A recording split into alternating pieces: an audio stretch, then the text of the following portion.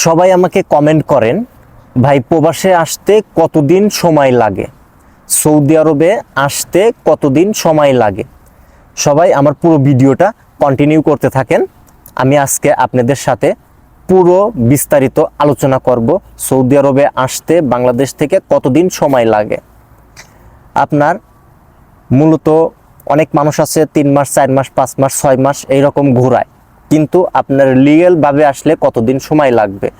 আপনার যদি পাসপোর্ট করা থাকে তাহলে আপনার সৌদি আরবে আসতে 1 মাসের থেকে 1.5 মাসের মধ্যে আপনি সৌদি আরবে চলে আসবেন।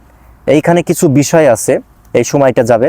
আপনার ম্যান পাওয়ার করতে হবে, তারপর আপনার মেডিকেল করতে হবে, তারপর আপনার ট্রেনিং করতে হবে 3 দিনের, তারপর আপনার ফিঙ্গার দিতে হবে, তারপরে আপনার পুলিশ ক্লিয়ারেন্স বের করতে হবে, কারণ একটা পুলিশ ক্লিয়ারেন্স বের করতেও 15-20 দিন সময় চলে যায়।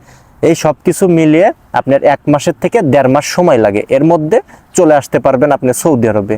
আশা করি আমার ভিডিওটা আপনারা বুঝতে পারছেন। সবাই ভালো থাকবেন, সুস্থ থাকবেন। আসসালামু আলাইকুম। ভালো লাগলে ভিডিওটা শেয়ার করে দিবেন।